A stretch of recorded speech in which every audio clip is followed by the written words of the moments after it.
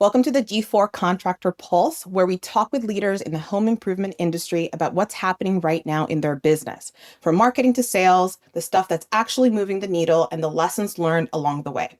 I'm Maria with G4 Marketing, and given that we're right in the thick of peak season, I figured it's the perfect time to check in with someone who is living it. So I'm joined today by Bill Burkhardt Jr., the co-owner and VP of Sales and Marketing at Four Seasons Kanga Roof, a commercial and residential roofing company based in Roseville, Michigan, and the brand leader in roofing for Metro Detroit.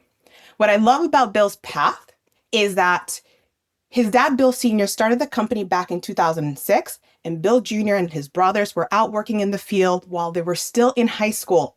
Bill actually left the business and came back as the VP of Sales and Marketing and one of the owners today. The company is celebrating its 20th anniversary, so a big congratulations to you and the team.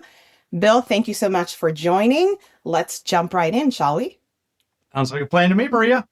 Awesome. So the first question I have for you today is, tell us a little bit about the origin story of the company. I teased it up a little bit in the intro, but how did the business get started? How did you get into it? And I would also love to hear a little bit about what does the company look like today, the market you serve, the team size, how many jobs are you doing a month, a year? Tell us a little bit about that.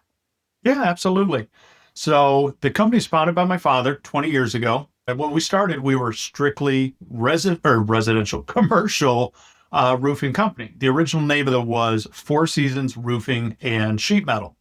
The reason we exist, though, was my dad has spent I'm 41, so probably 45 years in this industry. And he's worked on every facet of it. He got very fortunate, started with, at the time, one of the brand leaders, gold standards of commercial roofing here in Metro Detroit, learned the estimating side of it, really enjoyed that. Eventually, things happened with that business. And he then jumped and he worked on the supplier side. He's worked for WIMSAT, which is now SRS. He's worked for Johns Manville, but he was always drawn back to the actual contractor side of it. He likes that client relationship, right, that you have right with the end user. And, roofing doesn't have the greatest reputation. He worked for a number of companies and basically got fed up and frustrated and went, man, if these guys can make money and be successful doing it, and they weren't the greatest, if you just do the right thing and treat people the right way, meaning both your clients and most of your team, I got to believe you can make money doing this and make a successful business. And that was the genesis for this. If you read our mission statement, proving there's a better way to serve our team, clients, and the community through the roofing industry, right? That service mindset was the whole genesis of why we exist. And as you eloquently said, I am the son of a roofer. Me and my brothers did it growing up, which my dad, I've told this story before, he had 3 goals. They're going to learn what the heck hard work is. They're going to learn a skilled trade so they can always keep a roof over their head. No pun intended there, but hopefully they decide they don't want to do this back-breaking, dangerous work, and they're going to go get their degrees, and be successful out in their careers. And I took that to heart. Once I got my college degree, I never thought in a million years I would ever be back in the roofing industry. And I won't bore you with that story, but yeah, I built myself up, learned a lot of skills, especially on this side of it, the sales and marketing. My brother got his teaching degree, realized, oh crap, I don't want to be a teacher. He came back first. He's very technical minded. He oversees our entire commercial division.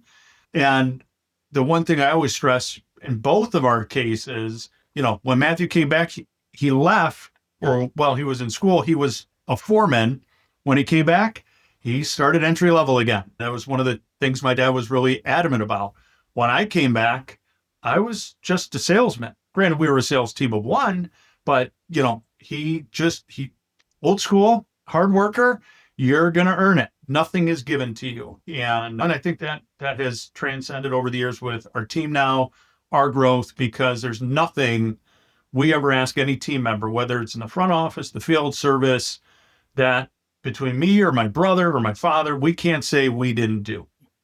And that's really kind of how it came to be. And, we've just been slowly getting better every single day. We talk about our culture. we fail forward. I think people are very scared of failure. We desperately try and create an environment of, hey, it's okay if you make the wrong decision or you did fail.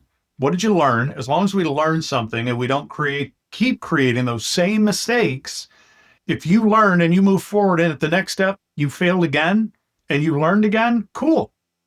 Like that's how you grow. Nothing I know was just like innately in here. It was all taught, it was all learned. And unfortunately, I think we learn a lot more from our failures and our mistakes than our wins. And we just try and always keep that drumbeat going with our team. Like it's the only way we're going to grow and win is if we screw up and mess up, own it, learn from it, let's move on so we can continue to grow. And that's really our mindset. Love that. And every successful business starts with a really strong foundational core values. And when I looked at your website, when I looked at all of the content you put out, your core values are embedded into everything. That team first, building a strong team, hiring the best team. So can you tell us a little bit about the team today? How many team members do you have across what functions? So we currently have right around 80 team members, W-2 team members. One of the things we believe in, like you don't see a bunch of 1099 workers here, whether it's on our sales team, our service technicians, like they're our belief is if you're on our team, you're on our team. And it's not to say we don't use subcontractors. They're key partners and we do use them, but we hold them to the same standards, right? And we talk about our core values with them because it's absolutely critical that they espouse and believe and operate when they're on our job sites in the exact same way we would expect a full-time team member to operate, because fundamentally what we always talked about, what sets us apart, it's our people. And it's not our people per se, we have alignment amongst the team about this is who we are, this is why we exist, and this is how we show our care or deliver those results. And as you said, I mean, they're right behind me. It's our core values. You have to give your team a rubric or guidelines like, what are the rules of engagement? This is how we behave. This is how we make decisions. We continually talk about your core values in the mission statement are the rubric that any decision, whether it's hiring, firing, job site issues, process issues, just run them through the core values. Generally, the answer becomes simple. I don't say easy because simple is not always easy, but it becomes simple as far as, oh, this is the answer. Sometimes you get to that answer and go, oh man, that's going to suck to do. But that's the answer. And then we have to have the conviction to live that out and execute on it. Absolutely. And I also noticed that you're on the EOS model. How Yep. long have you been on that and what drove that decision to move to an EOS operating system? Absolutely. So we've been on it, I believe, about 6.5 years. We talk about there were two key decisions in our business that fundamentally changed it. Outside of, my dad's decision, hey, I'm going to start a business. I guess that's the foundational one. But about 13 years ago, we joined, and this was my father's decision. I wasn't back at the company at the time. We joined Certain Path, which is a professional development and coaching organization for contractors. And they were great. They fundamentally teach in our industry, there's a ton of great contractors who decide they're going to become a business owner. Being a business owner, running a business is a different skill set than being a great contractor. And what I think Certain Path did was teach us how to be a business, how to be business owners. And because of that, we started to grow. We hit a point where we were growing, but man, things kept breaking that. Like sales would be right, margin would be off. Sales are off, but service is killing it, and margins are like we could never keep everything the way it needed to be. And what became clear was we needed systems, right? Certain Path gives you all these great processes, but it didn't really give us, okay, how do we make sure all of these things are happening? We went through a process. We looked at a number of different operating systems. EOS is not the only one, but it was the one we arrived at. And we, all four as owners, basically went, whatever we decide on, we got to burn the bridges. We have to fully commit to it. And once we decided EOS, that's what we did. And we tried to self-implement for a year to varying degrees of success. Then we made the real investment of hiring an implementer. Marissa Smith, she's right here in Ann Arbor. She is unbelievable. And that's when EOS really started to take off. And it's a journey like anything. Every time we think we got it all figured out, we go to the EOS conference, we do something and we go, oh, Now we got to do this. We didn't know about that. We weren't using this tool quite the right way because we interpreted it this way, but you're supposed to use it that way. So even in EOS, it's a continual journey. You bring on team members, you got to indoctrinate them. I tell everyone, you know, in interviews, like, so what has you thinking you want to drink this bright orange Kanga Kool-Aid?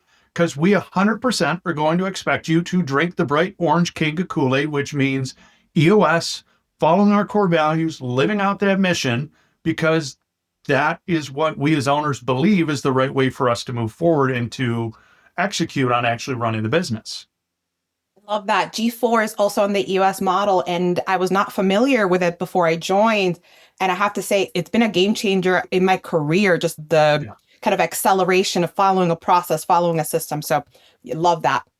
So tell me a little bit, how has that translated in terms of the job volume? How many jobs are you doing and what markets are you serving today? And maybe a little bit of the history, how has that change happened over time?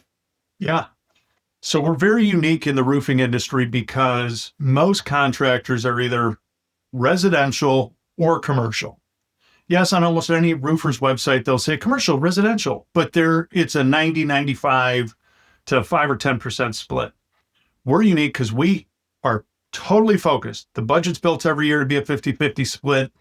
And where we get really crazy is of that, 20% of the revenue on both sides, we expect to come from service, repair, and maintenance. Again, most people in the roofing industry only want to focus on the big ticket replacements. That's not our approach. Our approach is service first, because we believe that if we do a great job, number one, you don't always have to replace your roof. Roofs are replaced too often just because people are chasing the big ticket replacement. So number one, if I can save you money in year one, extend the life of your roof, and through that process, show you, live out those core values, show you that sincere care, approaching your facility or your home as if it were our own. When the time comes for a replacement, who do you think they're going to call? For the most part, they call us and say, we want your team. Please do this for us. As far as the breakdown of jobs, I think it's easier to articulate in ratio, especially since 20% of the revenue is going to come from service. What's unique is about 80% of the total jobs that run through the business are service jobs, right? Only 20% are actual replacements. It's just on the revenue side, it looks a little askew because the replacements are the bigger ticket. So we are very mindful of that. I mean, that's a big reason why we have our own, and I make that point. We talk about those W-2. Our service team is all in-house, right?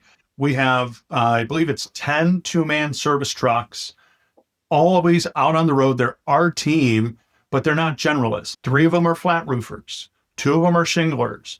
1 of them is metal. 1 of them is carpentry. They're specialized so that no matter what's wrong with your building or your home, we're sending out the right people to execute that work.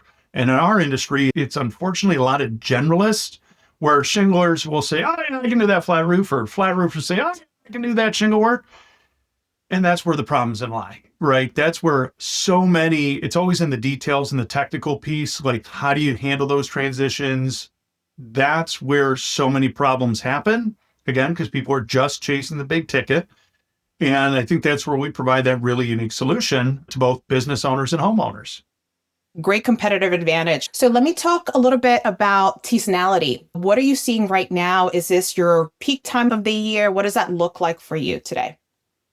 So in Metro Detroit, because we get all 4 seasons, we follow this kind of unique school and weather pattern. So the way I articulate it, our 3 slowest months are December, January, and February, because we're old fashioned and you're not supposed to do shingle work below certain temperatures. We don't do it. I know, crazy. I have competitors who literally have TV ads shoveling snow off roofs. And I always go, are the homeowners aware that if they put that roof on, they don't get the warranty from the manufacturer? So with that said, December, January, February, slower. Sometime around St. Patrick's Day, depending on when the weather breaks, it's one of our 2 go seasons. And basically from around St. Patrick's Day or the weather change until the kids get out of school mid-June, it is go time. We then hit this kind of like seasonal lull where it doesn't drop down like December, January, and February, but we know from mid-June to mid-August, we're going to generally see a little bit of a lull. And then as soon as the kids go back to school, until the snow hits the ground, is the late second and early or late third and early fourth quarter are our busiest months of the year. Presents some unique challenges from a budgeting standpoint, but yeah, those are our go times. And what our approach is, and this is where service has been key, I can't change the societal behavior of Metro Detroit. But what we're trying to do, like on the marketing, is like, hey, can we lift just a couple percentage points mid-July, right? How do we just get a little bit more out of that? How do we do that same thing in December, January, and February? And the service has really been the key. Between that, our maintenance agreements, we're the only contractor in Metro Detroit who offers a residential exterior maintenance plan where we're coming out one or two times a year, doing the full inspection, doing all the routine maintenance, cleaning off the roof, recaulking, resealing, and those service visits that are now pre-scheduled. And we do front load those to our slower season in midsummer because that also helps generate revenue, right? So it's a team approach. It's not just marketing, it's your team working together. How can marketing help? How can service help? What can production do with scheduling? Maybe we don't blast past it just because we have the ability to in May. Hey, maybe we schedule some stuff a little bit later to help balance out that revenue. If we know we're going to hit our goals in May and June, maybe we keep a couple jobs ready because the client's good about it and goes, yeah, you can do it in mid-July. It's a team approach to that. So we actually, the right hand knows what the left hand's doing, but we're all working towards those same goals and vision. Right. How do you make those peaks as high as possible and then those valleys increase them a little bit at a time so it's a smoother ride to the end? Love that. So that's a great segue into what are you seeing is working really well in terms of marketing and sales, in terms of what channels are performing really well. And also on the flip side, what are you seeing maybe not performing as well as you have seen in the past or anticipated? Yep. Great question. The two channels that we have seen over the last, I'm going to say 18 months, be the most consistent. They might not generate the most volume, but the most consistent and predictable for us have been direct mail and event marketing. And we had to make a big investment over the last 6 months, 8 months into the event marketing. Direct mail, we figured out certain ratios as far as volume, like how many pieces are going out, time frame of when we need to look at it to actually gauge the real ROI. And now that we figure that out, they're extremely predictable. The one that has been, I'm not going to say it's not working, it's harder to gauge its effectiveness, has been like PPC, because the advent of the AI recommendations. Like even if you Google something right now, Gemini's giving you recommendations. And I met with my web team yesterday and I freaked out a little bit because our search volume was down, but our website visits were up. Within the search volume, the activity ratio was almost double, meaning in the past, if I had 100,000 visitors that went to my website through a search, maybe 20% were taking an action or activity. My volume went down, so maybe it was only 90,000, but 50% of them were taking an activity, right? Doing something, whether it's our online calculator, a form fill, a phone call. But what we're trying to figure out is what's causing that?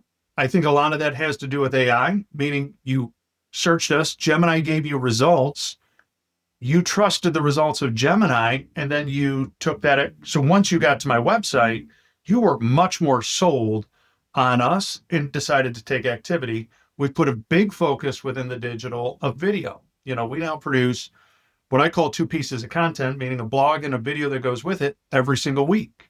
We've put video profiles of every one of our team members. We built out, you go on our website, you can see every one of our team members because people want to know who they're dealing with I don't know if this is a we or an I. My goal is, traditionally industry experts would tell you want 60% of your leads to be new clients, right? 40% existing or referrals. That's not our goal. My goal is actually to get that ratio. And we're at about 50-50 right now. We want to get to 60% coming from existing and referrals and only 40 coming from new clients. And that has to do with our business model, service first, but it also is a big part of what we do with the G4 team. We're seeing the results of the thank yous, the drip campaigns, the 1 year anniversary thank you, the newsletters. We've grown that mailing list where we customize our newsletter. It's the Kanga Chronicle. I got an email from a giant business owner telling me how much he enjoys the newsletter because it is whimsical. I mean, we're Kanga Roof. We have I'm animated on our TV ads. Our last core value, we have fun. So there's a balance act of we're very professional and we're great at what we do. But we're Kanga Roof, we hop to it. So there has to be a level of levity to how we go to market, and we try and embrace that because that is also who we are. Like, we're goofy, fun loving, we work our tails off, but we have fun. Work hard, play hard. We believe in that. And that's really been our approach to marketing, along with, I always say, being eerily consistent. Our vehicles, bright orange. My Polo, bright orange. We're out in the community. I joke, Connect Macomb, who's one of the big chambers here, Stacy, who's their CEO, she jokes with me. She's like, I always know when you or one of your team members are in the room because you're always in your bright orange polos. Well, that's not by accident. That's a concerted decision we made in marketing that, yes, anytime we're public facing, it is bright orange Kanga, whether it's a quarter zip, a polo, because we're just trying to stand out. You don't need a roofer today, most of the time. We need you to remember that when you need a roofer, hey, I'm going to call those guys. I just like them. I don't know why, but I just like them. They seem good. That's what we're trying to do and convey through all of those channels. So I rambled a little bit, but I hope that answered the question. You just dropped so many gems. I have so many different follow-ups so starting with the direct mail success that you're seeing versus the PPC, we actually just did a webinar yesterday on reviews and SEO and, this new age of AI. And one of the things that surfaced was how direct mail is such an opportunity because everyone is over-indexing on the AI stuff that traditional marketing channels are less competitive, therefore a higher likelihood that they're going to be more successful. And then on the other side, you mentioned the traffic conversion. That's interesting too, because we're seeing that reviews, if you have tons of great reviews, 5-star reviews on Google, on Better Business Bureau, that those are likely being influenced into the AI models, which is then getting your customers to convert much higher because AI is surfacing those reviews as part of that search, which is awesome. So I was just going to say the reviews kind of blew me away because one of the things we've discovered over the last, I would say 6 months, I don't remember exactly when, I've never farmed the response to reviews out to an AI bot. We have a human who responds to every one of them. And what we've learned is in the review, if we can reference in our response, it was so great to help you on this commercial building with this service, like the AI starts to really reward that level of specificity because it's giving it key insight that no, you are real. You really work in this area. You're actually an authority doing this work. So we're very fortunate. And again, G4 has a huge part to do with that with the reviews because that's part of the campaign. But our team puts a big effort in asking every single time and coaching the clients to be specific. Was this a home? Was it a church? So then we can also be even more specific in our response. And we're human. When we screw up, we own it in our response, right? We tell them, hey, this didn't meet our expectation. We are sorry. They get in the review my contact information because as one of the owners here, I take it seriously. If we didn't live up to that board, let me know. I want to know about it. I want to know how can we fix it. The promise we make to clients is never that we're going to be perfect. The promise we make is we're never going to run.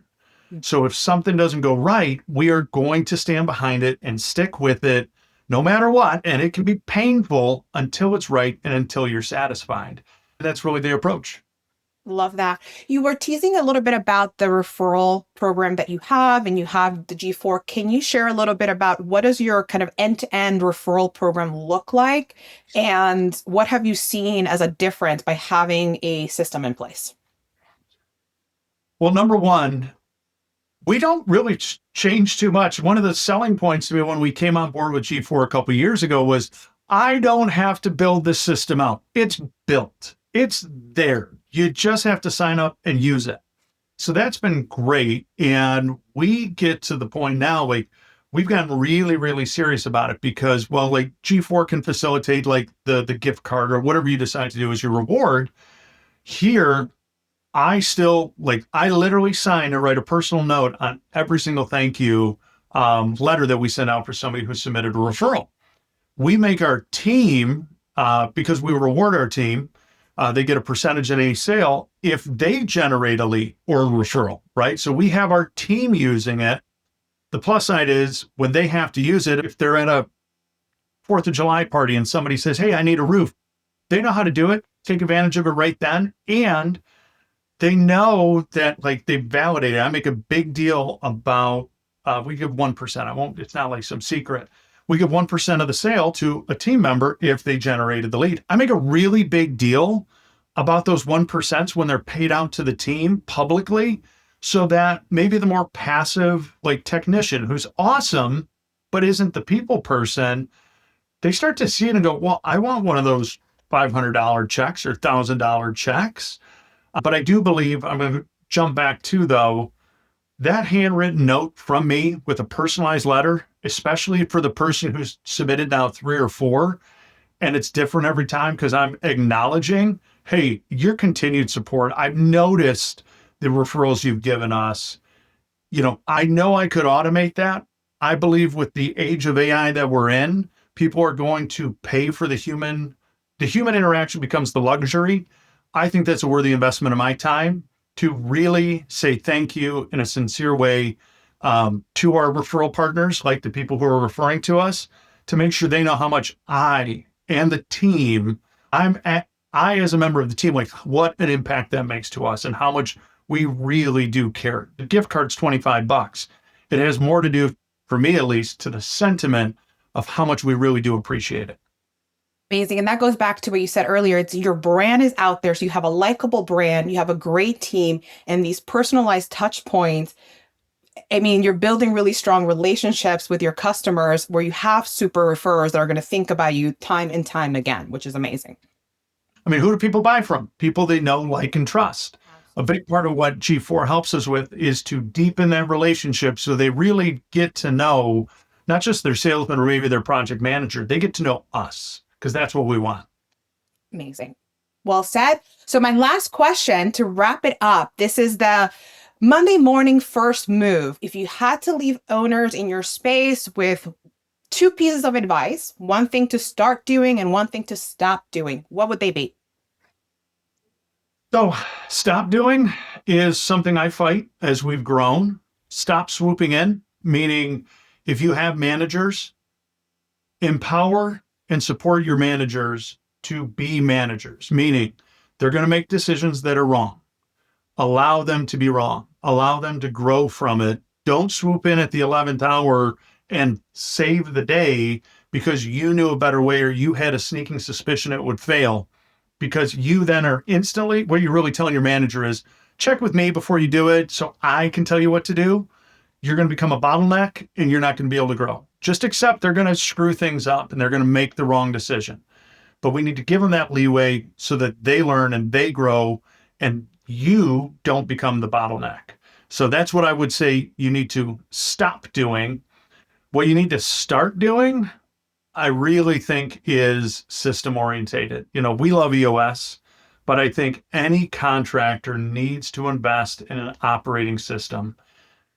Your team needs it. If you really want to be a scalable business, and I don't mean you want to scale to be $100 million, maybe you're at $500,000, you want to scale to 5 million or to 3 million, you still need systems because without the systems, your team is shooting from the hip and it's subjective and they feel like an island because they're not sure if this is what you would want them to do. Systems and overarchingly, an actual operating system for your company, I think are just absolutely key.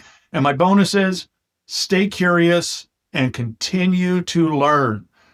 If you think, because the way you did it forever is going to be what it is, you are going to get passed by. Even in construction, we know we're safe at least for a while from AI, as far as they're not taking over my technicians' jobs. But if we're not staying curious and pushing the envelope, we will get passed by and left in the dust. And I welcome any business owner who wants to stay in the dust. It's going to provide more opportunity for my team, but I wouldn't recommend it. Well, that is a wrap. Bill, thank you so much for spending the last half hour with us. Tons of great insights. Congratulations to you and the team on your 20th anniversary. And we can't wait to see where the business goes. I appreciate it, Maria. Thank you so much.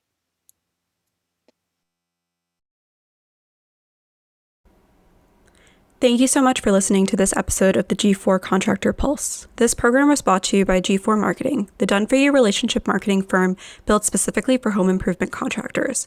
For more contractor success stories, information on the G4 program, to book a call with one of our experts, or to run your own numbers and see how much revenue you could win from a relationship marketing program, please visit our website at www.g4marketing.com.